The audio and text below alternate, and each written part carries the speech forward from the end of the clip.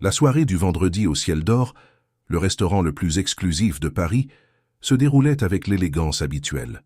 Les coupes en cristal reflétaient la lumière dorée des lustres importés, tandis que les couverts en argent teintaient doucement contre la porcelaine de Limoges. Parmi les clients, des cadres discutaient affaires à voix basse, des couples célébraient des occasions spéciales et des groupes d'amis dégustaient des vins qui coûtaient plus que le salaire annuel de nombreux Français. Marion Lefebvre ajusta son tablier blanc pour la 3e fois de la soirée, sentant une pointe de douleur familière dans son abdomen. 7 heures, debout, à servir des tables, à sourire poliment tout en ignorant l'inconfort qui était devenu son compagnon constant ces dernières années. Ses doigts tremblèrent légèrement en tenant le plateau, mais elle prit une profonde inspiration et se dirigea vers la table 15 où un homme en costume impeccable venait de s'asseoir. Édouard Lambert avait la posture de quelqu'un né pour commander. À 42 ans, son empire immobilier s'étendait sur 3 régions. Ses décisions brassaient des millions.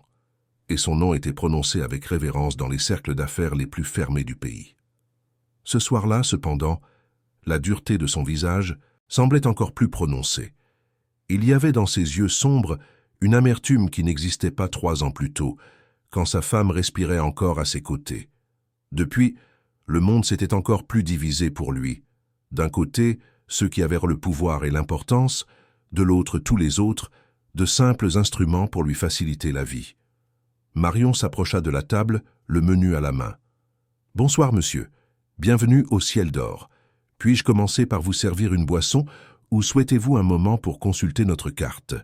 Édouard leva à peine les yeux. « Un instant, » dit-il sèchement, feuilletant déjà les pages de la carte des vins avec la familiarité de celui qui connaissait chaque millésime, chaque région, chaque note de chaque étiquette présente. Marion acquiesça et s'éloigna, lui laissant de l'espace. Elle en profita pour servir de l'eau fraîche à d'autres tables, toujours attentive aux signes subtils des clients. Elle avait appris au cours des 3 dernières années que travailler dans un restaurant comme celui-ci exigeait non seulement de l'efficacité, mais aussi une capacité quasi télépathique à anticiper les besoins sans être intrusive. C'était un équilibre délicat, surtout quand chaque pourboire faisait la différence entre pouvoir payer toutes les factures à la fin du mois ou devoir négocier des délais à la pharmacie où elle achetait ses médicaments. 15 minutes plus tard, Édouard fit un geste brusque de la main, la rappelant. Elle revint promptement, son carnet de commande en main. « Je veux le filet mignon sauce au vin rouge, saignant, et apportez-moi une bouteille du Château Margaux 2010. C'est le 2e vin dans la section des Bordeaux, si vous avez du mal à le trouver. » Le ton était professoral, presque condescendant, comme s'il supposait qu'elle serait incapable de localiser l'article sans ses instructions détaillées. Marion sentit la chaleur lui monter aux joues, mais elle garda une expression neutre. « Parfaitement, monsieur. Autre chose ? Ce sera suffisant. Et soyez rapide. » Elle se retira avec la même dignité silencieuse, se dirigeant d'abord vers la cuisine pour transmettre la commande du plat principal, puis vers la cave à vin climatisée où les vins étaient entreposés. L'éclairage doux de la pièce faisait briller les bouteilles comme des bijoux sur leurs étagères en acajou. Marion parcourut du regard la section des Bordeaux, localisant rapidement la région de Margaux. Ses doigts glissèrent sur les bouteilles jusqu'à trouver le millésime 2010. Mais au moment de la prendre, son bras heurta accidentellement une autre bouteille juste au-dessus, qui se déplaça de quelques centimètres. Sans remarquer la différence, Marion prit cette bouteille, vérifia superficiellement l'étiquette qui indiquait bien Château Margaux et retourna dans la salle. Avec la délicatesse de quelqu'un qui manipule un trésor, elle présenta la bouteille à Édouard, en gardant l'étiquette tournée vers lui comme l'exigeait le protocole. « Monsieur confirme ?» Édouard jeta un regard rapide, distrait, déjà en train de pianoter sur son téléphone portable. « Oui, ouvrez. » Marion procéda au rituel d'ouverture, tournant le tire-bouchon avec des mouvements précis. Le bouchon sortit avec un petit bruit sec et satisfaisant. Elle servit une petite quantité dans le verre d'Édouard pour qu'il puisse goûter, un autre protocole standard du restaurant. Il prit le verre, fit tourner le vin, observa sa couleur à la lumière, approcha son nez pour en sentir l'arôme. Et puis son expression changea complètement. « Qu'est-ce que c'est que ça ?» La voix sortit basse, dangereusement calme. Marion cligna des yeux, confuse. « Monsieur ?» Édouard saisit la bouteille d'un mouvement brusque, faisant reculer Marion d'un pas.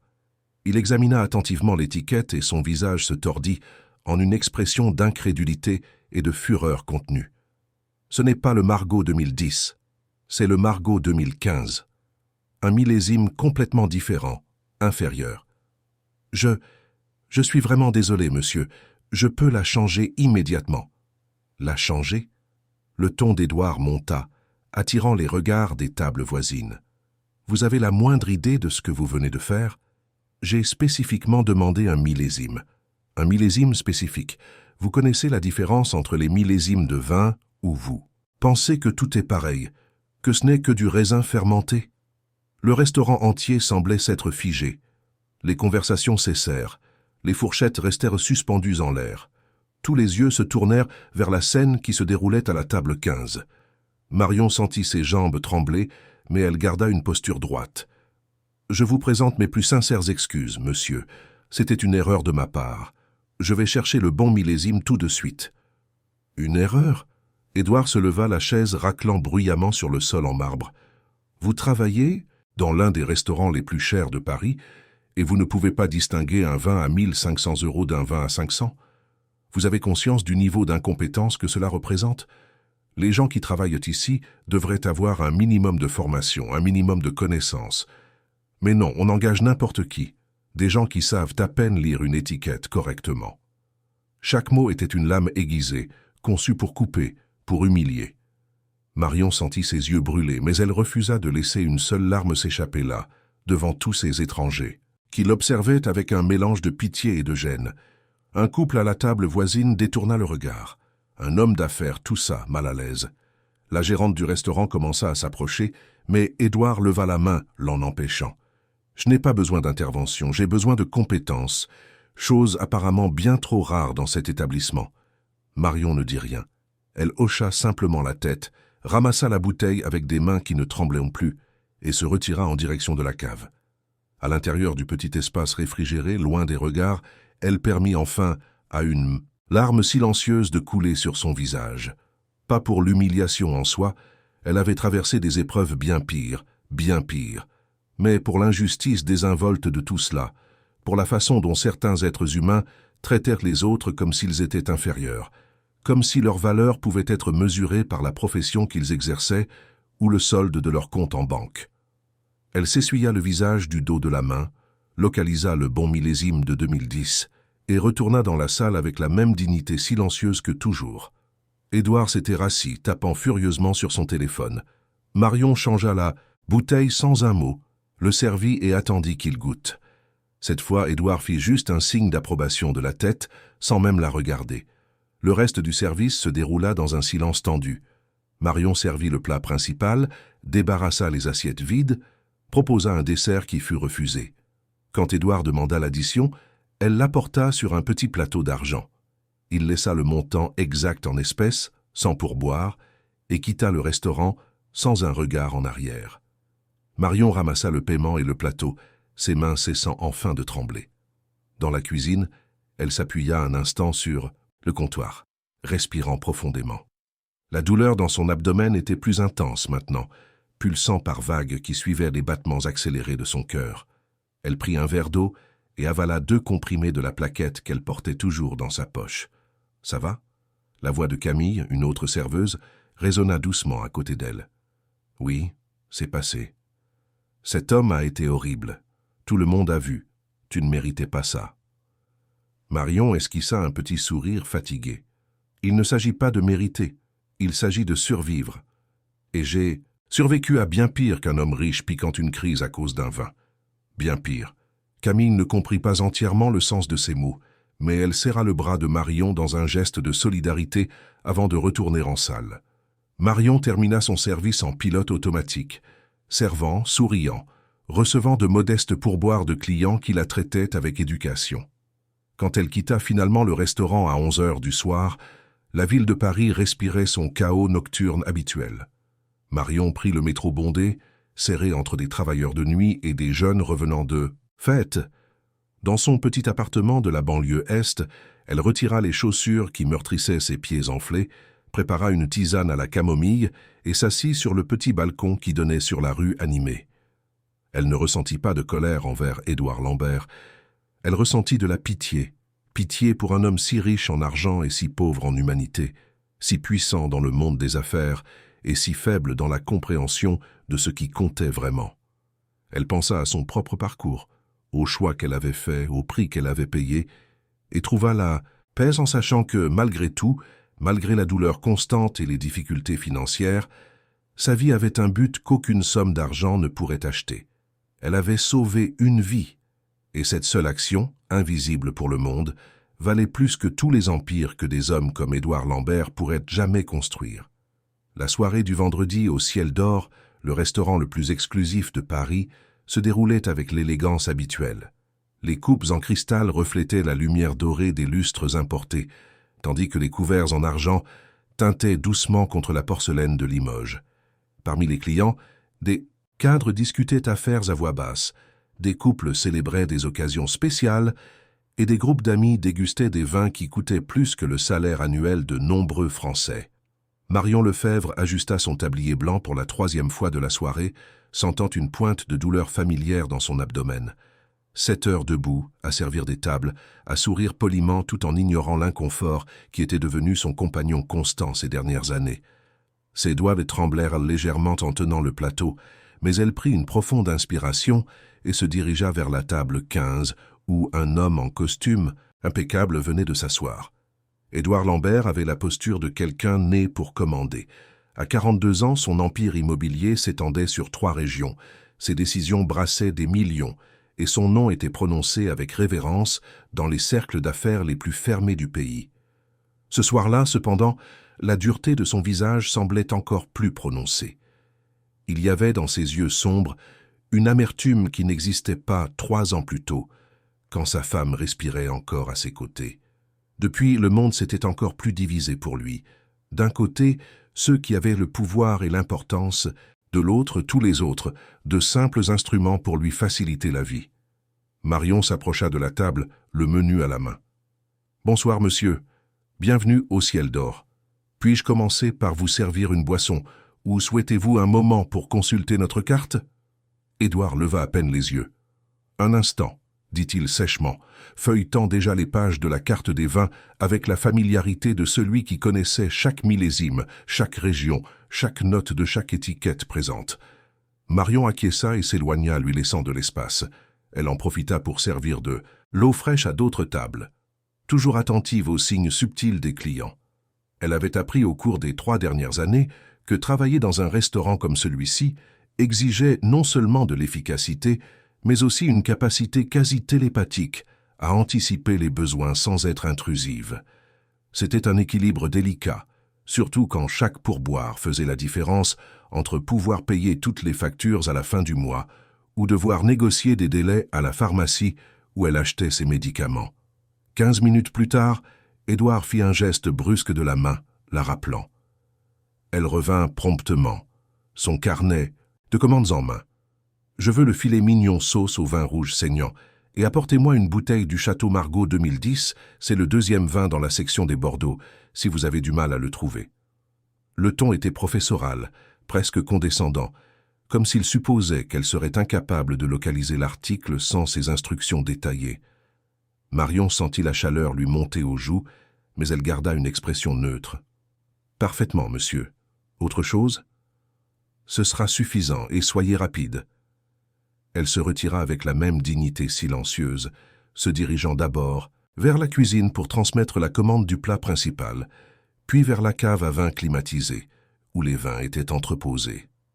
L'éclairage doux de la pièce faisait briller les bouteilles comme des bijoux sur leurs étagères en acajou. Marion parcourut du regard la section des Bordeaux, localisant rapidement la région de Margaux. Ses doigts glissèrent sur les bouteilles jusqu'à trouver le millésime 2010. Mais au moment de la prendre, son bras heurta accidentellement une autre bouteille juste au-dessus, qui se déplaça de quelques centimètres. Sans remarquer la différence, Marion prit cette bouteille, vérifia superficiellement l'étiquette qui indiquait bien Château, Margaux, et retourna dans la salle. Avec la délicatesse de quelqu'un qui manipule un trésor, elle présenta la bouteille à Édouard, en gardant l'étiquette tournée vers lui, comme l'exigeait le protocole. « Monsieur confirme ?» Édouard jeta un regard rapide, distrait, déjà en train de pianoter sur son téléphone portable. « Oui, ouvrez. » Marion procéda au rituel d'ouverture, tournant le tire-bouchon avec des mouvements précis. Le bouchon sortit avec un petit bruit sec et satisfaisant. Elle servit une petite quantité dans le verre d'Édouard pour qu'il puisse goûter, un autre protocole standard du restaurant. Il prit le verre, fit tourner le vin, observa sa couleur à la lumière, approcha son nez pour en sentir l'arôme, et puis son expression changea complètement. « Qu'est-ce que c'est que ça ?» La voix sortit basse, dangereusement calme. Marion cligna des yeux, confuse. « Monsieur ?» Édouard saisit la bouteille d'un mouvement brusque, faisant reculer Marion d'un pas. Il examina attentivement l'étiquette et son visage se tordit en une expression d'incrédulité et de fureur contenue. Ce n'est pas le Margaux 2010, c'est le Margaux 2015, un millésime complètement différent, inférieur. Je suis vraiment désolé, monsieur. Je peux la changer immédiatement. La changer ? Le ton d'Édouard monta, attirant les regards des tables voisines. Vous avez la moindre idée de ce que vous venez de faire.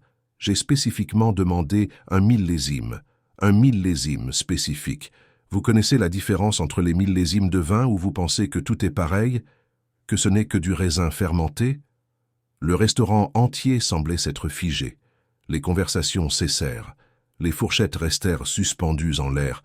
Tous les yeux se tournèrent vers la scène qui se déroulait à la table 15. Marion sentit ses jambes trembler, mais elle garda une posture droite. « Je vous présente mes plus sincères excuses, monsieur. C'était une erreur de ma part. Je vais chercher le bon millésime tout de suite. » « Une erreur ?» Édouard se leva, la chaise raclant bruyamment sur le sol en marbre. « Vous travaillez dans l'un des restaurants les plus chers de Paris et vous ne pouvez pas distinguer un vin à 1 500 € d'un vin à 500. Vous avez conscience du niveau d'incompétence que cela représente.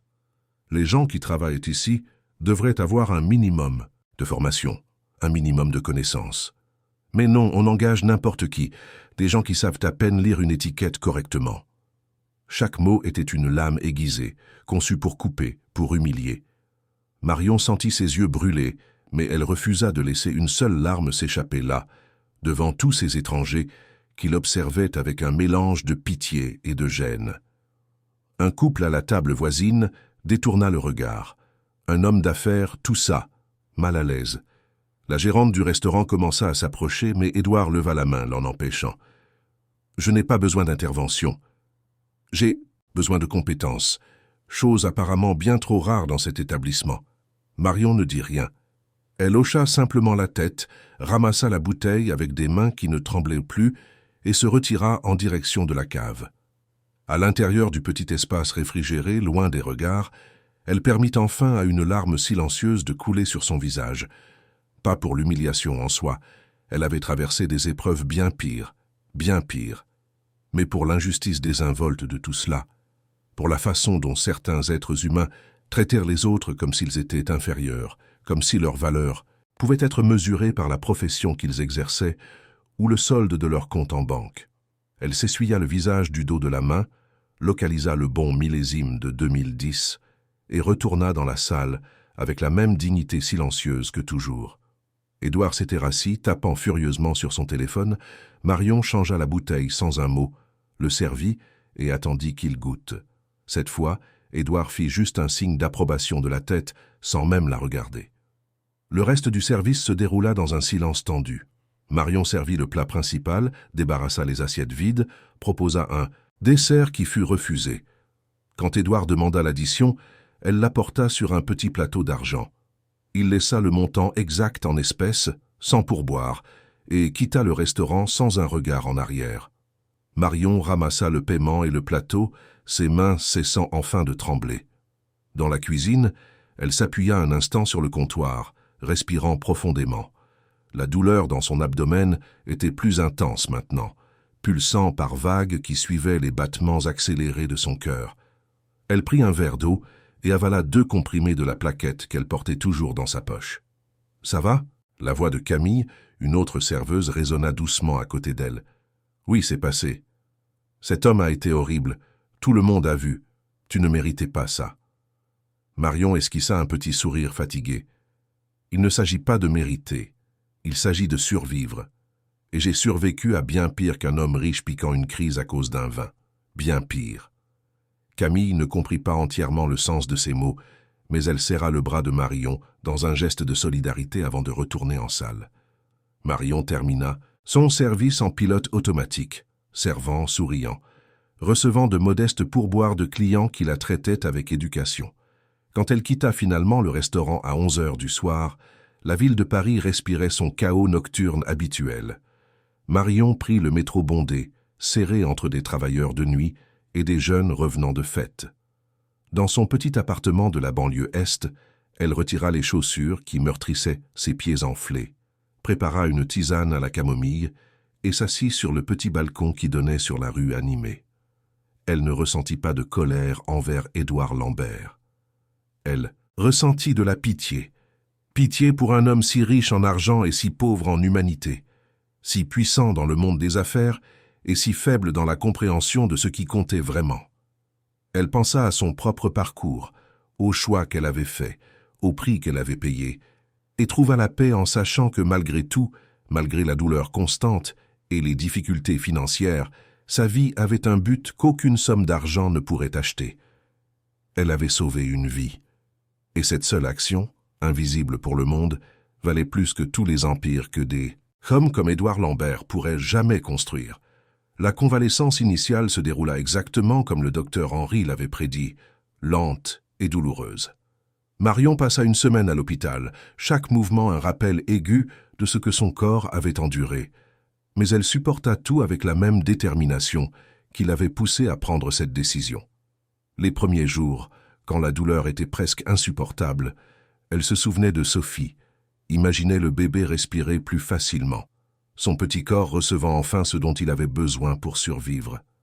Les infirmières qui s'occupaient de Marion la traitaient avec une révérence particulière. Ce n'était pas tous les jours qu'une collègue de profession faisait quelque chose d'aussi extraordinaire. Elles apportèrent des fleurs, partageaient des mots d'encouragement, s'assuraient qu'elles reçoivent les meilleurs soins disponibles dans cet hôpital public qui, bien que limité en ressources, était riche en dévouement. Sophie se remettait aussi dans une chambre quelques étages plus haut. Marion recevait des nouvelles régulières, le bébé répondait bien à la greffe, les taux hépatiques se normalisaient. Il y avait un réel espoir de guérison complète. Chaque bonne nouvelle était un baume pour la douleur physique que Marion ressentait. 2 semaines après l'opération, Marion put sortir. Avant de quitter l'hôpital, elle demanda à voir Sophie une dernière fois. Le bébé était éveillé. Ses grands yeux curieux avaient maintenant un éclat qui n'existait pas auparavant. Quand Marion s'approcha du berceau, Sophie fit un sourire édenté et tendit sa petite main. Marion tint ses doigts minuscules et sentit des larmes chaudes couler sur son visage. Ça en valait la peine. Chaque seconde de douleur, chaque moment de peur, tout en valait la peine pour ce sourire. Marion ne vit pas Édouard lors de cette visite. Elle apprit par le docteur Henry que lui et sa femme avaient passé chaque jour à l'hôpital, se relayant au chevet de Sophie, vivant entre la terreur et l'espoir. Elle apprit aussi qu'ils étaient immensément reconnaissants envers le donneur anonyme, qu'Édouard avait tenté de découvrir son identité pour le remercier personnellement, mais que les protocoles de confidentialité avaient été maintenus conformément aux souhaits de Marion. Elle rentra chez elle avec des instructions médicales strictes, repos absolu pendant 6 semaines, aucun effort physique, suivi médical régulier. Sa mère emménagea temporairement pour s'occuper d'elle, préparant des soupes nutritives et veillant à ce qu'elle suive toutes les consignes à la lettre. Marion obéit, principalement parce qu'elle n'avait pas le choix, son corps ne lui permettant tout simplement pas plus que de courtes marches jusqu'à la salle de bain. Mais à mesure que les semaines se transformèrent en mois, il devint évident que quelque chose n'allait pas. La douleur, qui aurait dû diminuer progressivement, restait constante. Certains jours étaient meilleurs, d'autres pires, mais elle ne disparaissait jamais complètement. Marion retournait régulièrement à l'hôpital pour des consultations de suivi, et les médecins faisaient des examens, ajustaient les médicaments, offraient des explications techniques sur les complications post-opératoires. « Vous avez développé des adhérences abdominales », expliqua le docteur Henry lors d'une consultation particulièrement difficile, 6 mois après la chirurgie. C'est une complication connue, bien que peu fréquente. Le tissu cicatriciel provoque une douleur chronique. De plus, il y a des signes de fatigue hépatique résiduelle. Votre foie fonctionne, mais pas avec la même efficacité qu'auparavant. Est-ce que ça va s'améliorer? Ça peut s'améliorer avec le temps et un traitement approprié. Mais je dois être honnête avec vous, Marion. Il y a une possibilité réelle que vous viviez avec un certain niveau de douleur et de fatigue pour le reste de votre vie. Ces mots furent une sentence. Marion tenta de retourner au travail 3 mois plus tard, déterminée à ne pas laisser les complications la définir. Mais la réalité des soins infirmiers en pédiatrie était incompatible avec ses limitations physiques. Les gardes de 12 heures debout étaient une torture. Soulever des enfants, courir d'une chambre à l'autre en cas d'urgence, le stress physique constant, tout cela était devenu impossible.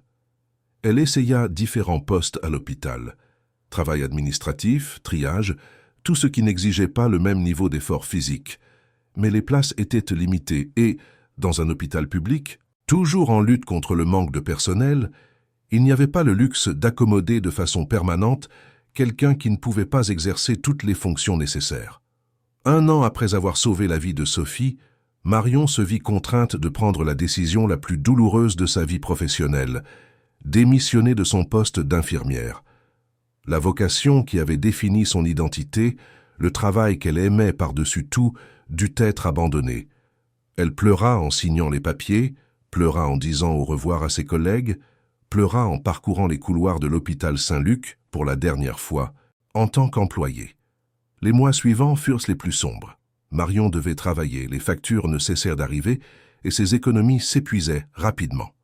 Mais avec ses qualifications spécifiques et ses limitations physiques, les options étaient rares. Elle essaya quelques emplois, réceptionniste dans une clinique, assistante en pharmacie, opératrice de télémarketing. Chacun présentait ses propres défis et aucun ne semblait convenir. C'est presque par accident qu'elle se retrouva dans la restauration.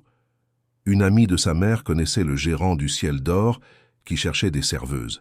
Le travail était exigeant, mais les services étaient plus courts qu'en soins infirmiers et il y avait la possibilité de pourboires substantiels. Marion, désespérée et sans beaucoup d'options, accepta. Les premiers mois furent humiliants. Après des années à utiliser ses connaissances médicales pour sauver des vies, elle servait des vins chers à des gens qui, souvent, ne la voyaient même pas comme un être humain. Mais Marion était pragmatique. Elle devait survivre, et ce travail lui permettait de payer ses factures et ses médicaments de plus en plus coûteux. Avec le temps, elle développa une sorte de paix avec sa nouvelle réalité. Elle apprit à ignorer les clients arrogants, à sourire même quand la douleur dans son abdomen pulsait, à trouver de la dignité dans un travail que la société méprisait souvent. Et dans les nuits solitaires de son modeste appartement, quand la douleur était particulièrement intense, elle pensait à Sophie. Elle se demandait comment allait la petite fille, si elle grandissait en bonne santé et heureuse, si elle courait et jouait comme tout enfant de son âge devrait le faire. Marion ne regretta jamais sa décision, mais elle ne pouvait pas non plus en nier le coût. Elle avait échangé sa carrière, sa pleine santé, son avenir professionnel contre la vie d'une enfant qui ne saurait jamais qui elle était. Et cela, étrangement, était réconfortant. Son sacrifice était pur parce qu'il n'attendait rien en retour. Aucune reconnaissance, aucune gratitude, aucune récompense. 3 ans s'écoulèrent dans cette nouvelle routine. Marion devint l'une des serveuses les plus fiables du Ciel d'Or, connue pour son efficacité discrète et sa capacité à garder son sang-froid même avec les clients les plus difficiles. Elle se lia d'amitié avec quelques collègues, entretenant un cercle restreint mais loyal de personnes qui se souciaient vraiment d'elle. Ce fut pendant cette période qu'Édouard Lambert apparut pour la première fois au restaurant. Marion ne le reconnut pas initialement. Après tout, leurs rencontres à l'hôpital des années auparavant avaient été brèves, et il était toujours concentré sur Sophie, pas sur les infirmières autour. Pour Édouard, Marion n'était qu'une serveuse de plus, dans un restaurant cher de plus où il dînait occasionnellement. La soirée de l'humiliation publique à propos de la mauvaise bouteille de vin n'était qu'un épisode de plus dans une série d'interactions où des clients riches traitaient les employés comme s'ils étaient invisibles ou pire, incompétents par défaut. Marion absorba l'humiliation, servit le bon millésime et continua son travail avec la même dignité silencieuse que toujours. Mais le destin, avec son sens de l'ironie, préparait des retrouvailles qui allaient tout changer. 4 jours après cette terrible soirée, Édouard Lambert ferait à nouveau une réservation au Ciel d'Or. Mais cette fois, il ne serait pas seul. Il amènerait Sophie, maintenant âgée de 8 ans, pour dîner. Et Sophie, avec la mémoire visuelle impressionnante des enfants et une vieille photographie gardée par sa grand-mère, était sur le point de reconnaître un visage qu'elle n'avait vu qu'une seule fois, mais qui était éternellement lié à sa propre existence. Marion ne savait rien de tout cela, lorsqu'elle se réveilla le mardi matin, se préparant pour un autre service au restaurant. Elle prit ses médicaments habituels, enfila son uniforme impeccablement propre et prit le métro qui la conduirait à son travail. Tandis que la ville de Paris défilait par la fenêtre dans un flou de béton et de mouvement, Marion ne pensait qu'à survivre à une autre journée, à bien faire son travail, à rentrer chez elle le soir avec sa dignité intacte. Elle n'imaginait pas que ce soir-là, en l'espace de quelques minutes, tous les fils invisibles qui reliaient son passé à son présent seraient enfin révélés, et que l'homme qui l'avait humilié quelques jours plus tôt découvrirait la vérité la plus dévastatrice de sa vie. Le mardi au Ciel d'Or commença comme n'importe quel autre jour. Marion arriva ponctuellement à 17 h, se changea dans le vestiaire du personnel, noua son tablier et vérifia sa section de table. Le gérant, M. Auguste, distribua les réservations du soir, mentionnant quelques noms connus, des clients VIP qui méritaient une attention particulière. Marion écouta tout avec une attention professionnelle, sans savoir que l'un des noms mentionnés changerait complètement le cours de sa vie. Les premières heures se déroulèrent normalement. Marion servit un couple célébrant un anniversaire de mariage, un groupe de cadres discutant de contrats, une famille silencieuse où les parents se parlaient à peine. Elle exécuta ses tâches avec l'efficacité tranquille qui était devenue sa marque de fabrique, toujours attentive mais jamais intrusive. Il était près de 20 h quand Édouard Lambert entra dans le restaurant. Cette fois, cependant, il n'avait pas son expression habituelle de cadre stressé. Il y avait une douceur inhabituelle dans sa posture et la raison marchait à ses côtés. Une fillette de 8 ans aux cheveux sombres, attachés en 2 tresses, vêtue d'une robe bleu clair qui dansait autour de ses jambes, alors qu'elle sautillait presque d'excitation. « Papa, cet endroit est magnifique !» Sophie regardait avec émerveillement les lustres en cristal, les tables élégamment dressées, la décoration raffinée qui transformait un repas en une expérience. « Oui, ma princesse, et aujourd'hui, tu peux commander tout ce que tu veux sur la carte. Nous fêtons tes excellentes notes. »« Même le dessert ?»« Même le dessert, » sourit Édouard. Une expression si rare sur son visage qu'elle semblait le transformer en une personne différente. Depuis la guérison de Sophie, ces soirées spéciales ensemble étaient devenues sacrées pour lui, des moments précieux où le travail était oublié et seule sa fille comptait. Le maître d'hôtel les conduisit à une table près des fenêtres, avec vue sur la ville illuminée. Édouard aida Sophie à s'asseoir, ajustant soigneusement la chaise avant de prendre sa propre place. C'est alors qu'il fit une demande inhabituelle au maître d'hôtel. « Cette serveuse qui m'a servi la dernière fois que je suis venu, vendredi, la brune aux cheveux longs, est-ce qu'elle travaille ce soir ?»« Oui, monsieur Lambert. Marion est dans la section voisine, mais je peux lui demander de s'occuper de votre table, si vous préférez. » Édouard hésita un instant. Depuis cette soirée, la scène de l'humiliation publique lui était revenue à l'esprit à plusieurs reprises, laissant un goût amer qu'il ne pouvait pas entièrement expliquer. Ce n'était pas du remords, exactement. Il se justifiait en se disant qu'il avait seulement exigé le niveau de service pour lequel il payait cher. Mais il y avait quelque chose dans la dignité silencieuse avec laquelle cette femme avait supporté sa fureur qui le dérangeait. « Oui, s'il vous plaît, demandez-lui de nous servir. » Marion était en train de débarrasser les assiettes d'une table quand Camille lui toucha l'épaule. « Auguste veut que tu t'occupes de la table 17. Monsieur Lambert a demandé spécifiquement pour toi. » Marion sentit son estomac se nouer. Lambert, cet homme. Mais elle hocha simplement la tête, ajusta son tablier et s'approcha de la table 17 avec la même posture professionnelle que toujours. Quand elle fut assez proche pour voir clairement les occupants, Son cœur fit un bond involontaire. Il était là l'homme qui l'avait humilié quelques jours plus tôt. Et à ses côtés, une fillette aux yeux immenses et au sourire radieux. « Bonsoir, monsieur, mademoiselle, bienvenue au ciel d'or. » La voix de Marion sortit ferme, ne trahissant aucune émotion. Édouard la regarda, et pour la première fois, il la vit vraiment.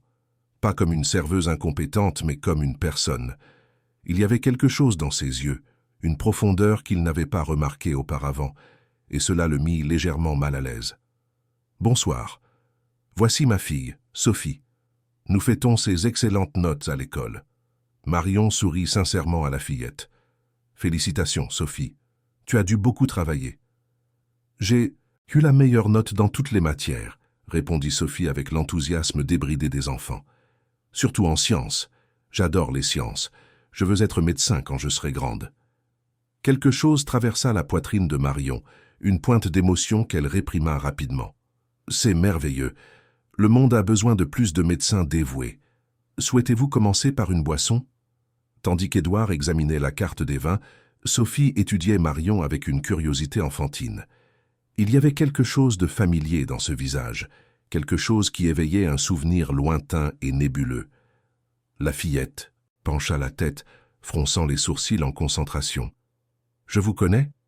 La question sortit innocente, mais traversa le restaurant comme un coup de tonnerre silencieux. Marion cligna des yeux, son cœur s'accélérant. « Je ne crois pas, ma chérie. C'est la première fois que nous nous voyons. » Mais Sophie n'était pas convaincue. Elle continuait de fixer Marion avec une intensité déconcertante, comme si elle essayait d'assembler les pièces d'un puzzle mental. « Non, j'ai déjà vu votre visage, j'en suis sûr. »« Sophie, ne sois pas impolie, » intervint Édouard, légèrement gêné. « La dame, travaille. »« Mais papa, je la connais de quelque part. Attends, attends. » Les yeux de Sophie s'écarquillèrent soudain, le souvenir se faisant enfin. « Je sais d'où. Mamie a une photo. La photo de l'infirmière Ange. » Le monde s'arrêta. Marion sentit le sol se dérober sous ses pieds. Édouard fronça les sourcils, confus. « De quoi tu parles, ma fille ?»« L'infirmière Ange, la femme qui m'a sauvé quand j'étais bébé. Mamie a cette vieille photo, tu te souviens? La photo que l'hôpital, lui, a donnée de l'équipe qui s'est occupée de moi. Cette dame est sur la photo. Je la reconnais. Elle était là. » Marion se mit à trembler. Cela ne pouvait pas arriver. Pas comme ça. Pas ici. « Sophie, ma chérie, je crois que tu confonds. »« Non, je ne confonds pas. » Sophie sauta de sa chaise avec l'agilité des enfants, courant aux côtés de Marion avant que quiconque puisse la retenir. « Vous étiez à l'hôpital. Vous vous êtes occupé de moi. Vous êtes réel. J'ai toujours voulu rencontrer l'infirmière Ange, mais mamie a dit qu'elle était partie et que personne ne savait où elle était. Mais vous êtes là. » Édouard se leva lentement, son visage perdant toute couleur. Il regarda Marion, la regarda vraiment, et soudain, des fragments de vieux souvenirs commencèrent à se réorganiser dans son esprit. Ses yeux. Il avait déjà vu ses yeux, des années auparavant, dans un couloir d'hôpital. Une jeune infirmière qui vérifiait toujours Sophie avec un dévouement qui allait au-delà du professionnel. Une infirmière qui était là un jour et qui avait disparu le lendemain, juste après l'opération de greffe. « Vous, » murmura-t-il, la voix rauque, « vous étiez à l'hôpital Saint-Luc. Vous vous occupiez de Sophie. » Marion ferma les yeux un bref instant. Quand elle les rouvrit, il y avait des larmes, mais aussi une profonde sérénité. « Oui, j'étais infirmière en pédiatrie là-bas. » Sophie la serra par la taille, la pressant de toutes ses forces. « Vous m'avez sauvée. Mamie a toujours raconté qu'une très gentille dame avait donné un morceau d'elle pour que je puisse vivre. C'était vous.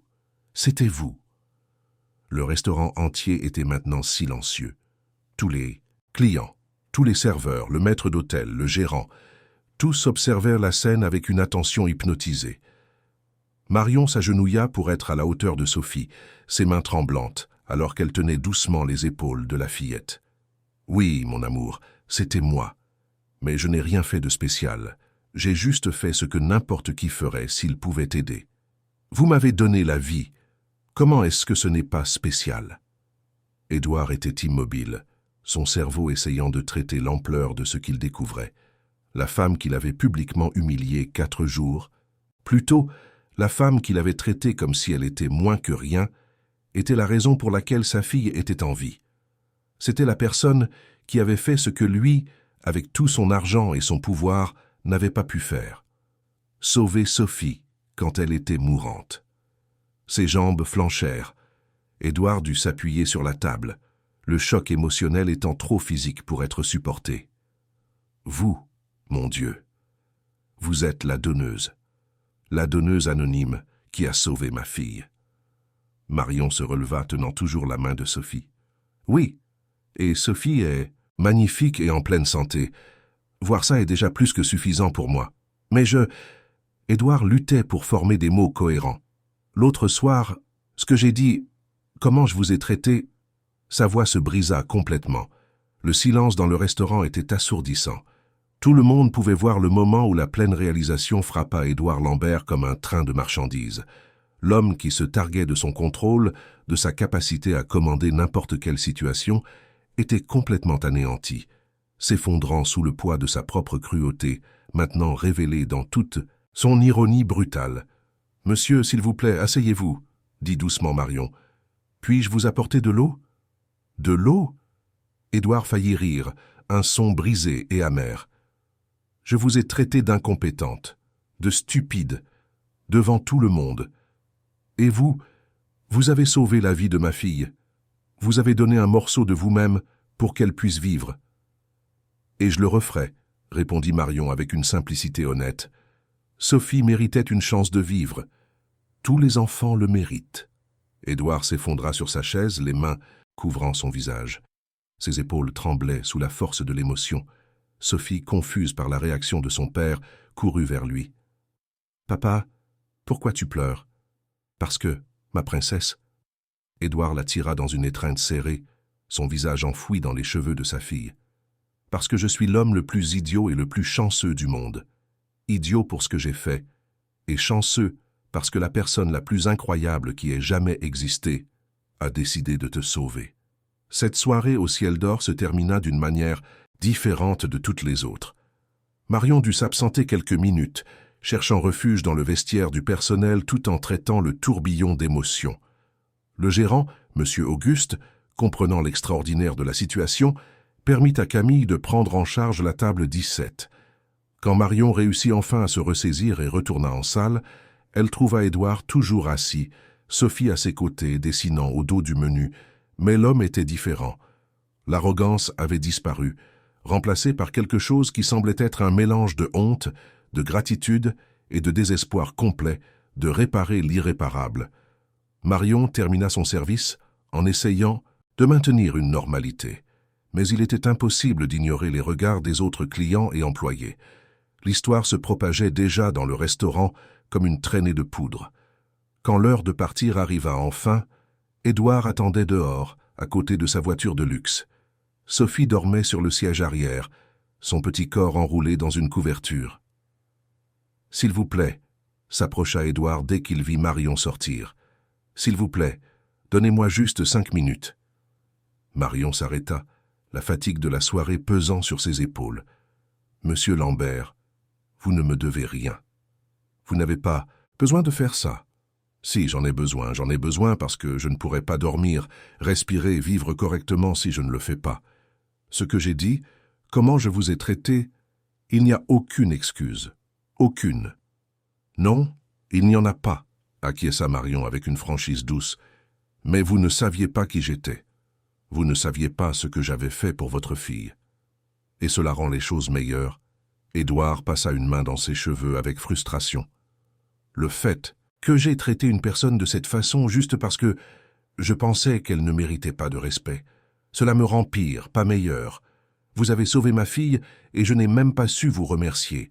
Pire, des années plus tard, je vous ai humilié publiquement. Quel genre de personne cela fait-il de moi? Une personne qui a la chance d'être meilleure à partir de maintenant, répondit Marion. Écoutez, monsieur Lambert, je comprends votre honte. Mais vous devez comprendre une chose. Je n'ai pas fait ce que j'ai fait pour vous. Je l'ai fait pour Sophie, parce qu'elle méritait de vivre. Et la voir là-dedans aujourd'hui, en bonne santé, heureuse, intelligente, rêvant de devenir médecin, c'est déjà toute la récompense que je pourrais souhaiter. Mais vous avez gardé des séquelles. J'ai fait des recherches. Dès que je suis rentré chez moi ce soir-là après la greffe, quand j'ai découvert que c'était une donneuse vivante, j'ai tout recherché sur la procédure. Je sais que les donneurs peuvent avoir des complications. Vous avez été forcé de quitter les soins infirmiers, n'est-ce pas? C'est pour ça que vous travaillez comme serveuse. Marion ne répondit pas immédiatement. La brise nocturne de Paris agitait ses cheveux, apportant l'odeur caractéristique de la grande ville, un mélange de gaz d'échappement, de nourriture de rue et de vie en mouvement constant. Oui, j'ai développé des complications, douleurs chroniques, fatigue. Je ne pouvais plus exercer mon métier d'infirmière comme avant, mais ce sont les conséquences que j'ai acceptées quand j'ai pris ma décision. Je ne regrette pas. Comment pouvez-vous ne pas regretter?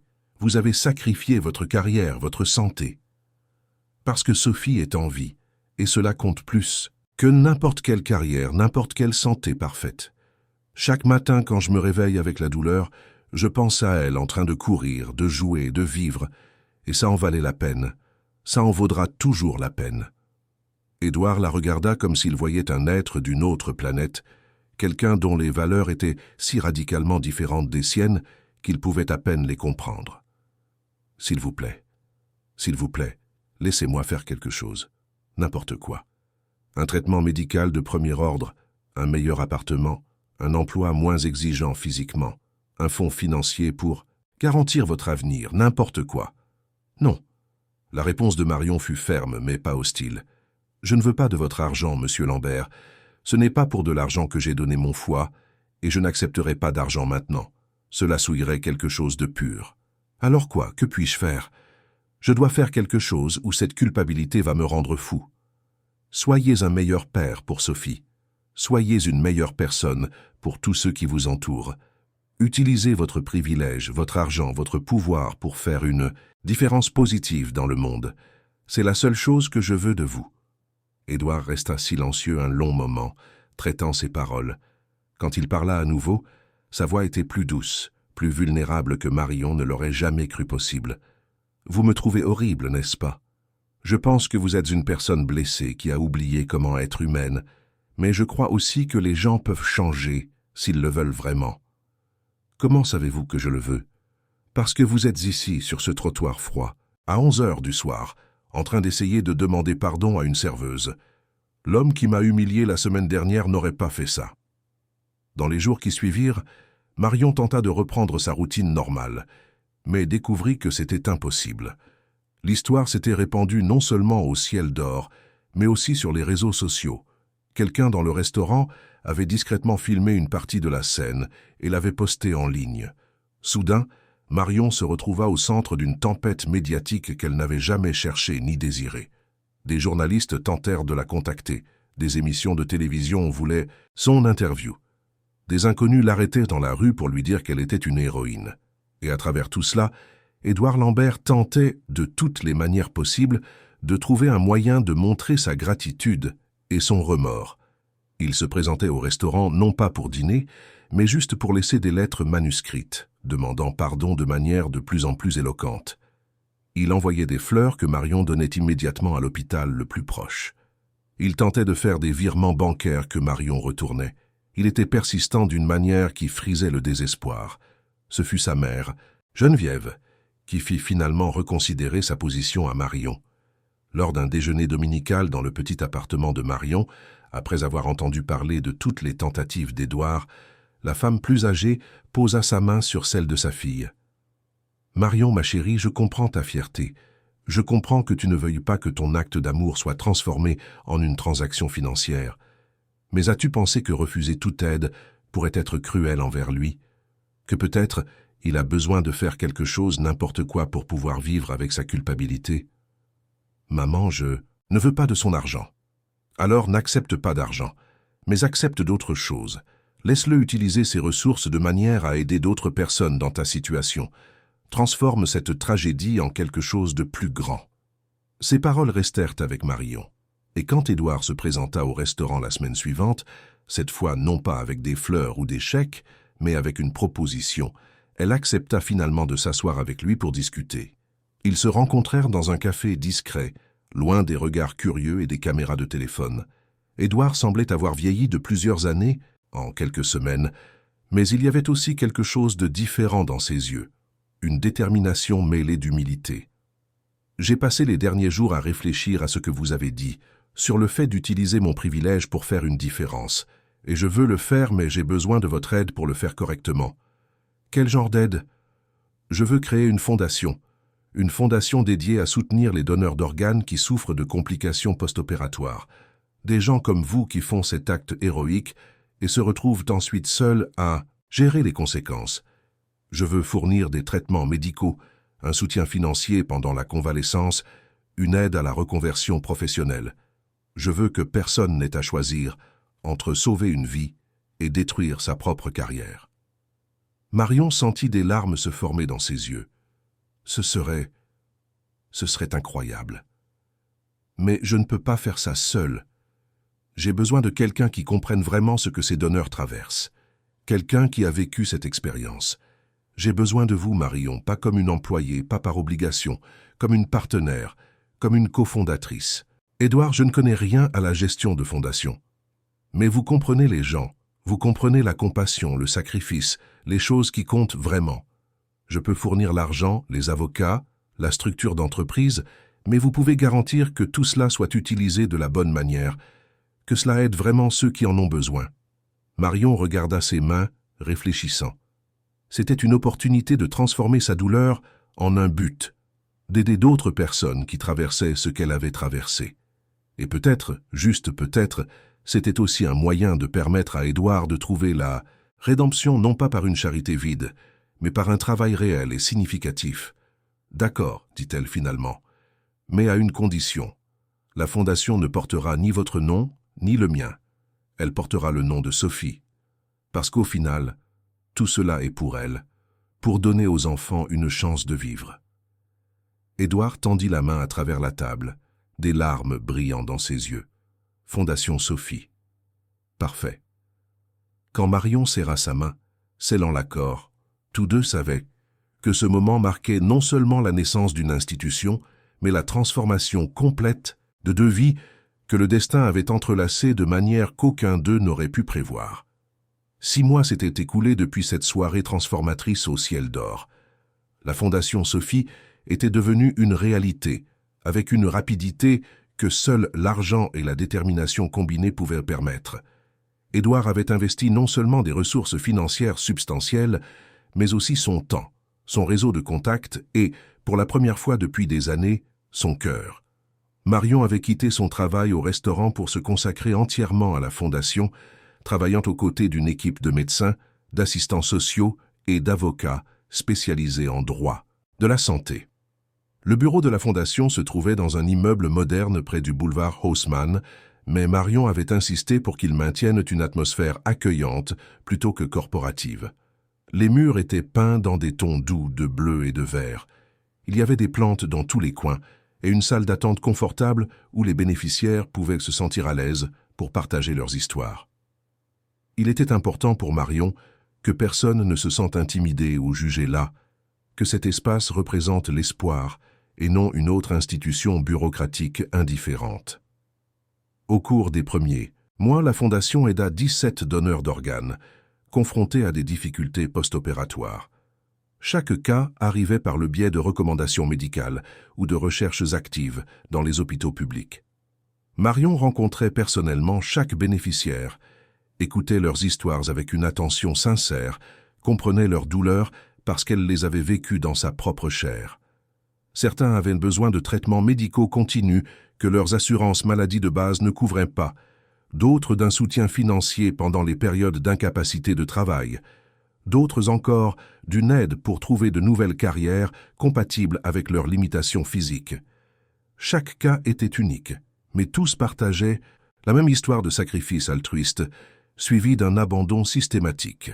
Il y avait Romain, un professeur d'éducation physique de 35 ans, qui avait donné un rein à son jeune frère et ne pouvait plus donner de cours pratiques en raison d'une fatigue chronique.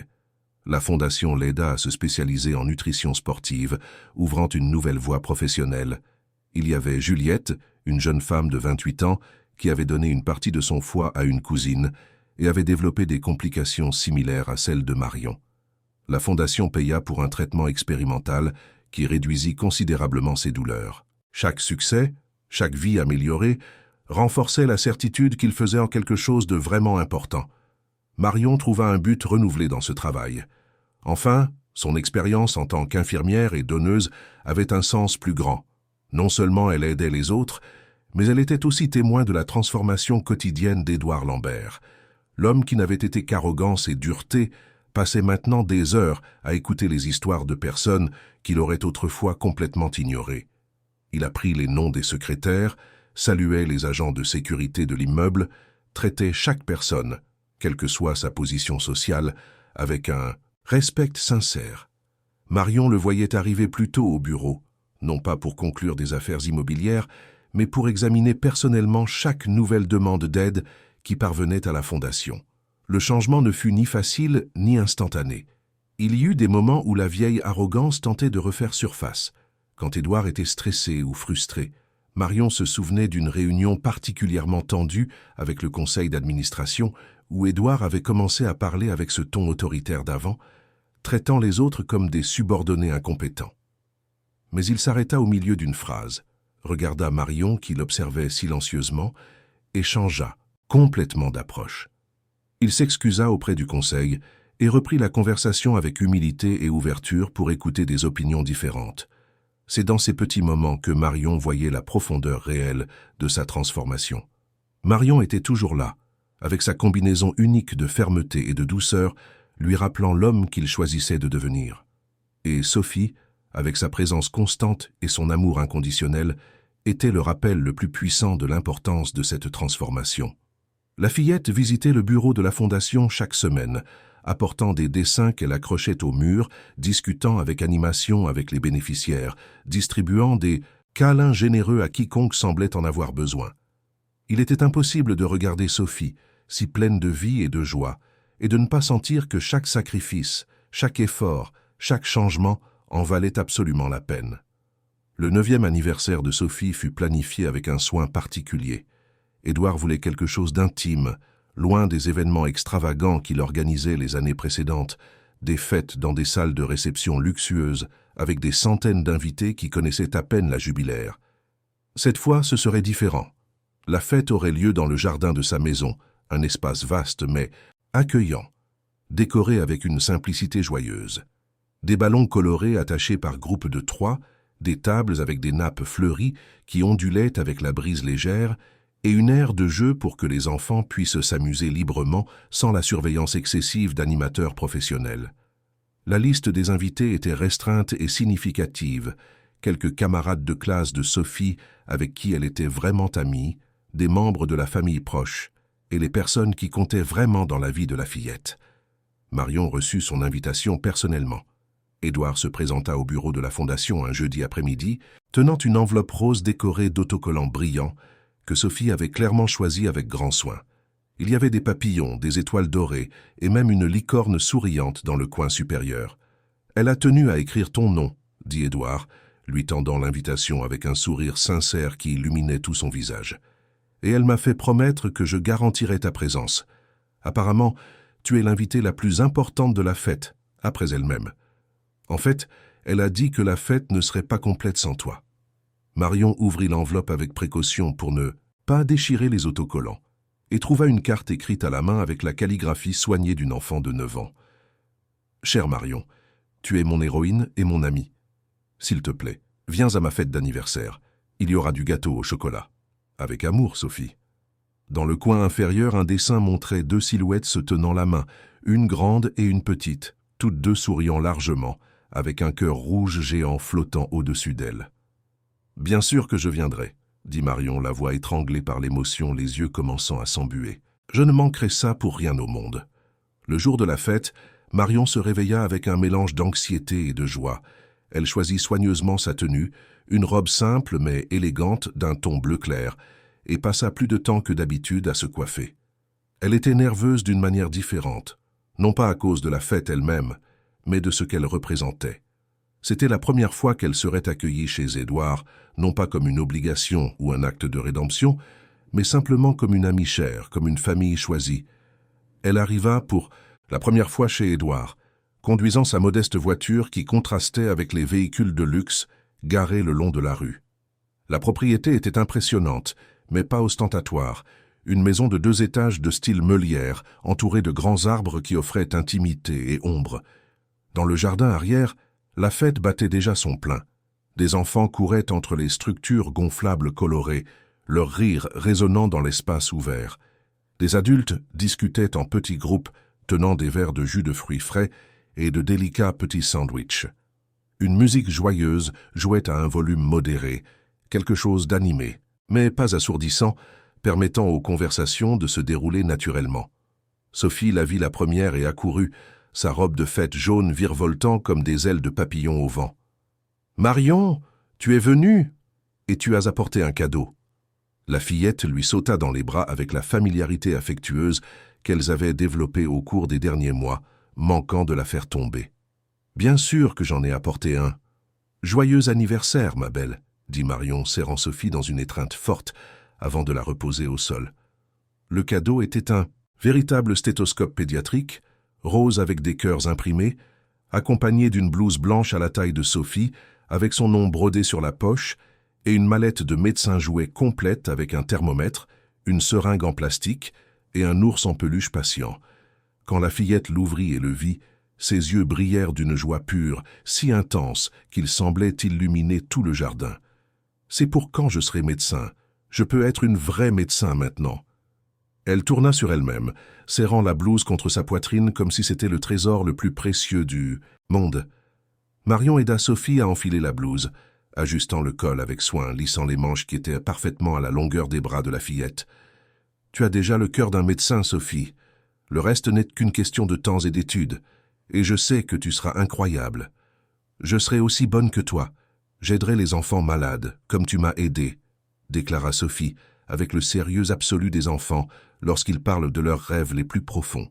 « Je sais que tu le seras, et je serai là pour voir chaque étape de ce voyage. » Édouard observait la scène de loin, discutant avec sa mère, Madame Hélène, une dame élégante de 70 ans, aux cheveux argentés soigneusement coiffés et aux yeux qui brillaient d'une sagesse accumulée au fil des décennies. Elle avait été la gardienne de la mémoire du don anonyme pendant toutes ces années. C'est elle qui avait conservé cette vieille photo de l'équipe de l'hôpital, c'est elle qui avait parlé à Sophie de l'infirmière Ange chaque fois que la fillette posait des questions sur sa cicatrice, transformant ce qui aurait pu être une source d'insécurité en une histoire d'amour et de courage. Maintenant, en voyant Marion interagir avec sa petite fille, avec une affection si sincère, des larmes de gratitude perlèrent dans ses yeux fatigués mais heureux. « Cette femme a sauvé notre Sophie, » dit Madame Hélène à son fils, sa voix tremblant d'émotion. « Et tu as failli laisser passer cette bénédiction à cause de ton orgueil. Tu as failli perdre la chance de connaître un véritable ange. » « Je sais, maman. Crois-moi, je le sais. Et j'ai honte chaque jour en me souvenant de la façon dont je l'ai traitée. Mais j'essaie d'être meilleur. J'essaie d'être digne du sacrifice qu'elle a fait, d'être l'homme que Sophie mérite comme père. Tu y arrives, mon fils. » Sa mère lui serra le bras avec tendresse, sa petite main ridée sur son avant-bras fort. « Je vois enfin réapparaître l'homme bon que j'ai élevé, l'homme que ton père aurait été fier de connaître. » L'après-midi se déroula dans une joie simple et véritable. Marion s'intégra naturellement au groupe, discutant avec les autres invités de sujets variés, jouant à cache-cache et à chat avec les enfants, aidant à organiser les activités prévues sans qu'on le lui demande, simplement parce qu'elle voyait où l'aide était nécessaire. Elle parla longuement avec Madame Hélène, qui partagea des souvenirs des jours terribles où Sophie était à l'hôpital, quand chaque heure semblait être la dernière, quand l'espoir était tout ce à quoi il pouvait se raccrocher. Quand vint l'heure du gâteau, tout le monde se rassembla autour de la table principale recouverte d'une nappe spéciale ornée de petits cœurs brodés sur les bords. Sophie était radieuse, son visage illuminé par la lumière dorée de la fin de l'après-midi, entourée de bougies colorées représentant ses 9 années de vie, chacune d'elles un miracle rendu, possible par une décision prise dans un couloir d'hôpital des années auparavant. Le gâteau était une œuvre d'art comestible, 3 étages de chocolat décorés de fleurs en sucre et le nom de Sophie écrit en lettres soignées. Avant de souffler les bougies, Édouard demanda l'attention de tous. Il était visiblement nerveux, tenant un micro emprunté au système de sonorisation comme s'il s'agissait d'un objet extraterrestre qui pourrait exploser à tout moment. Son costume avait été remplacé par des vêtements plus décontractés, un jean et un polo, mais il semblait tout de même mal à l'aise avec ce qu'il s'apprêtait à faire. Il n'était pas habitué à exprimer ses émotions en public, ayant passé des décennies à construire des murs autour de ses sentiments, mais il y avait des choses qui devaient être dites, des vérités qui méritaient d'être proclamées à voix haute. Je veux remercier tout le monde d'être ici aujourd'hui pour célébrer une nouvelle année de la vie de Sophie. Pour ceux qui ne connaissent pas toute l'histoire, Sophie a failli ne pas atteindre son premier anniversaire. Elle mourait d'une insuffisance hépatique alors qu'elle n'était qu'un bébé de 8 mois. Les médecins nous ont dit de nous préparer au pire. Moi qui avais toujours réussi à résoudre les problèmes avec de l'argent et de l'influence, j'étais complètement impuissant. Je pouvais acheter le meilleur traitement, les meilleurs médecins, mais je ne pouvais pas acheter un miracle. Et c'est exactement un miracle qui s'est produit. Sophie a été sauvée par une donneuse anonyme qui a donné une partie de son propre foie pour que ma fille puisse vivre. La voix d'Édouard trembla, mais il prit une profonde inspiration et continua. Pendant des années, j'ai vécu avec cette gratitude abstraite, remerciant une personne que je ne connaissais pas qui avait choisi de rester anonyme. J'envoyais des fleurs à l'hôpital chaque année à l'anniversaire de l'opération. Je faisais des dons à des associations de transplantation. Mais j'ai toujours senti que ce n'était pas suffisant, que ça ne pourrait jamais être suffisant. Et puis le destin a arrangé une rencontre. J'ai découvert qui était cette personne, mais je l'ai découvert de la pire des manières. Je l'ai découvert après l'avoir traité avec mépris, avec cruauté, avec une arrogance qui me fait profondément honte encore aujourd'hui. Il s'arrêta, sa voix se brisant complètement un instant. Marion commença à hocher la tête, lui signifiant qu'il n'avait pas besoin de continuer, que tout allait bien, que le passé était pardonné. Mais Édouard la regarda avec une détermination renouvelée, s'essuyant discrètement les yeux. « Non, je dois le dire. Je veux que tout le monde le sache. Je veux que tu le saches, Marion. Je veux que Sophie comprenne quand elle sera plus grande. Marion Lefebvre n'a pas seulement sauvé la vie de ma fille. Elle m'a sauvé aussi. Elle m'a sauvé de moi-même, de la personne vide et amère que j'étais en train de devenir après la mort de ma femme. Une personne qui mesurait la valeur des autres à l'argent qu'ils avaient, qui traitait les êtres humains comme s'ils étaient jetables. Marion m'a appris que la vraie valeur d'une personne ne réside pas dans son compte en banque ou son nom de famille, mais dans ses actions, sa compassion, sa capacité à aimer au-delà d'elle-même, à sacrifier son propre bien-être pour le bien d'un étranger. Édouard se tourna directement vers Marion, qui avait des larmes coulant librement sur son visage, sans se soucier de les essuyer. « Marion, il n'y a pas de mots assez forts pour te remercier pour ce que tu as fait. Tu as donné à Sophie le don de la vie. Tu m'as donné le don de la rédemption, la chance de devenir un homme meilleur, un meilleur père. Et à travers la Fondation Sophie, tu donnes à des dizaines d'autres familles la chance de rester unies, de ne pas souffrir seule comme tu as souffert. Tu es, sans l'ombre d'un doute, la personne la plus extraordinaire que j'ai jamais rencontrée.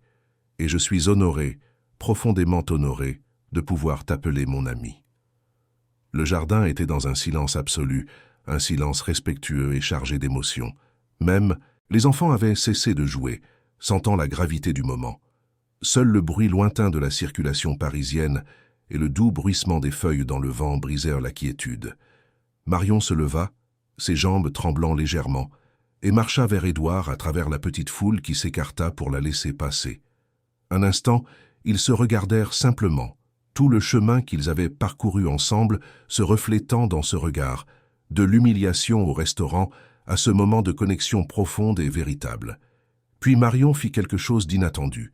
Elle serra Édouard dans ses bras, une étreinte de pardon sincère, de gratitude mutuelle, de reconnaissance que parfois les personnes les plus brisées sont celles qui ont le plus besoin de compassion, pas de jugement. « Tu n'as plus besoin de t'excuser », murmura-t-elle à son oreille, sa voix si basse que lui seul pouvait l'entendre. « Tu as déjà montré qui tu as choisi d'être. Tu l'as déjà prouvé par des actions, pas par des mots vides, et je suis fier de t'appeler mon ami, très fier. » Quand ils se séparèrent, il n'y avait pas un œil sec dans le jardin. Même les hommes les plus stoïques s'essuyaient discrètement le visage. Sophie courut pour les embrasser tous les deux en même temps. ses petites mains essayant d'entourer les deux adultes qu'elle aimait, créant un cercle d'affection serré. « Vous êtes ma famille », déclara-t-elle avec la certitude absolue des enfants, lorsqu'ils énoncent des vérités fondamentales. Et les familles restent toujours ensemble, pour toujours. Le reste de la fête fut une célébration non seulement de l'anniversaire de Sophie, mais aussi des secondes chances, des transformations possibles, de l'amour qui transcende les circonstances et les différences sociales. Marion se surprit à rire sincèrement, ce qu'elle n'avait pas fait depuis des années. Entourée de personnes qui la valorisaient, non pas pour ce qu'elle pouvait faire pour elle, mais simplement pour qui elle était. Madame Hélène insista pour qu'elle goûte à chaque plat sur la table, la traitant avec l'affection d'une grand-mère fière. Les autres mères présentes l'inclurent naturellement dans leur conversation, curieuses de connaître la femme dont elles avaient entendu parler. Et les enfants, en particulier les amis de Sophie, l'entourèrent, voulant entendre des histoires sur le métier d'infirmière et le sauvetage de vie, la regardant comme si elle était une super-héroïne en chair et en os. Quand la nuit tomba et que le ciel de Paris commença à se teinter de nuances profondes, de bleu foncé parsemé des premières étoiles, les invités commencèrent à prendre congé. Édouard demanda à Marion de rester un peu plus longtemps. Il y avait quelque chose qu'il voulait lui montrer. Ils s'assirent sur une balançoire en bois dans le jardin, une balançoire que la femme d'Édouard avait choisie des années auparavant et où elle s'asseyait souvent avec Sophie bébé dans ses bras. Maintenant, ils observaient Sophie jouer avec les derniers amis qui n'étaient pas encore partis, la fillette portant toujours sa blouse de médecin, par-dessus sa robe jaune, courant sur la pelouse avec une énergie inépuisable. « Il y a quelque chose que je veux te donner, » dit Édouard, sortant une épaisse enveloppe de la poche intérieure d'un blazer qu'il était allé chercher à l'intérieur. « Ce n'est pas de l'argent, » ajouta-t-il rapidement en voyant l'expression prudente de Marion. « Ou du moins, ce n'est pas de l'argent pour toi. C'est quelque chose de différent, quelque chose que j'espère que tu accepteras, parce que ça va au-delà de nous deux. » À l'intérieur de l'enveloppe se trouvait un long document juridique, avec des sceaux officiels et des signatures d'avocats. Marion le lut 2 fois puis une 3e, sans croire complètement ce qu'elle voyait. Édouard avait créé un fonds fiduciaire important, avec des ressources qui feraient la joie de n'importe quel institut de recherche médicale, spécifiquement destiné à la recherche sur les complications post-don d'organes et au développement de techniques chirurgicales plus sûres. Le fonds portait le nom de Marion Lefebvre et serait géré par elle, aux côtés d'une équipe de médecins spécialistes des meilleures universités du pays. L'objectif était de garantir que les futurs donneurs aient accès aux meilleures procédures, aux traitements les plus avancés, et que personne d'autre n'ait à choisir entre sauver une vie et détruire sa propre carrière comme Marion l'avait fait. Édouard, c'est immense. Cela pourrait changer la médecine de la transplantation dans toute la France. Tu comprends l'ampleur de ce que tu fais? C'est nécessaire. C'est plus que nécessaire. C'est urgent. Tu as souffert à cause d'un acte de bonté. D'autres personnes souffrent en ce moment même. Peut-être que nous ne pouvons pas te guérir complètement, inverser tous les dommages qui ont été faits, mais nous pouvons garantir que les futurs donneurs auront de meilleurs résultats, de meilleurs traitements, de meilleures chances de vivre une vie pleine et sans douleur après leur générosité. Nous pouvons transformer ta douleur en progrès. Nous pouvons faire en sorte que ton sacrifice signifie quelque chose d'encore plus grand. Marion plia soigneusement le document, le serrant contre sa poitrine comme le plus précieux des trésors. Tu as changé, Édouard. Vraiment, profondément changé. L'homme du restaurant n'aurait jamais pensé à faire quelque chose comme ça. Il regarda Sophie, qui riait maintenant en poursuivant des bulles de savon que Madame Hélène soufflait dans le jardin, qui s'assombrissaient. Les bulles capturant la lumière des lampadaires du jardin et brillant comme de petites sphères irisées avant d'éclater. Tu m'as fait le plus grand cadeau que l'on puisse faire. Non seulement tu as sauvé ma fille, non seulement tu m'as redonné la joie de la voir grandir. Tu m'as montré quel genre de personne je pouvais être, je devais être. Tu m'as montré que le pouvoir et l'argent n'ont de valeur que s'ils sont utilisés pour aider, pas pour dominer. L'homme que tu as connu ce soir-là au restaurant était mort à l'intérieur, Marion.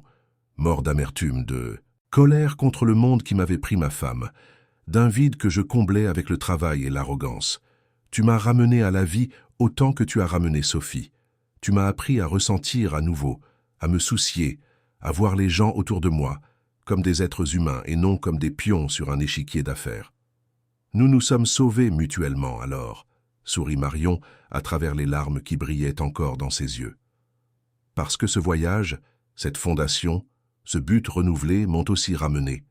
J'étais perdu, je ne faisais que survivre au jour le jour, sentant que j'avais perdu tout ce qui me définissait. Maintenant je vis à nouveau, je fais à nouveau une différence. Et ça, c'est un cadeau qui n'a pas de prix. Sophie courut vers eux, sautant sur les genoux d'Édouard avec toute l'énergie inépuisable d'une enfant de 9 ans qui a mangé trop de sucre. « Papa, est-ce que Marion peut venir dîner avec nous tous les dimanches? S'il te plaît, il faut qu'elle vienne. On pourrait faire une soirée jeu et elle pourrait m'apprendre plus de choses sur la médecine et on pourrait être une vraie famille. Si elle le veut, ma princesse, si elle le veut. » Édouard regarda Marion avec un espoir sincère dans les yeux, l'espoir qu'elle accepterait de faire partie de leur vie de façon permanente. Marion regarda cette petite famille, que le destin avait entrelacée avec la sienne de manière si inattendue et profonde, de façon qu'aucun scénario n'aurait pu prévoir. 7 ans plus tôt, elle avait pris une décision dans un couloir d'hôpital, une décision basée purement sur la compassion et l'amour pour une enfant qu'elle connaissait, à peine. Maintenant, cette décision avait engendré non seulement une vie sauvée, mais tout un réseau d'amour, de rédemption et de but qui s'étendait bien au-delà de ce qu'elle aurait pu imaginer. Oui, je veux bien, Sophie. Ce serait un honneur, un immense honneur. Alors que le ciel de Paris se transformait en nuances de plus en plus profondes de violet et d'orange avec le coucher du soleil, peignant l'horizon de couleurs qui semblaient célébrer le moment, Marion réalisa que son histoire n'était pas une histoire de sacrifice ou de tragédie. Ce n'était pas une histoire de douleur ou de perte. C'était une histoire de rédemption, de la façon dont un seul acte d'amour peut créer des vagues qui transforment des vies de manières impossibles à prévoir. C'était l'histoire de comment ce qui semble être une fin peut être, en réalité, un commencement extraordinaire. Elle avait donné une partie de son foie pour sauver un bébé qu'elle ne connaissait même pas. Mais ce faisant, elle avait planté une graine invisible qui avait grandi pour sauver bien plus qu'une seule vie. Elle avait planté la graine de la transformation, de la vraie compassion, de la compréhension profonde que nous sommes tous connectés de manière mystérieuse, que seul le destin peut révéler au bon moment. Et tandis qu'elle observait Sophie rire, libre et heureuse et pleine de rêves pour son avenir, tandis qu'elle sentait le bras d'Édouard autour d'elle dans une étreinte fraternelle de gratitude et d'amitié véritable, toute la douleur, tout le sacrifice, tout le difficile voyage à travers les vallées sombres de la perte et de la difficulté prenait enfin un sens complet et parfait. Certaines choses dans la vie n'ont pas de prix, ne peuvent être ni achetées ni vendues, ne peuvent être mesurées en monnaie ou en statut. Et la valeur d'une seule vie, surtout une vie pleine de possibilités infinies comme celle de Sophie, était infiniment plus grande que tout ce que Marion aurait pu perdre.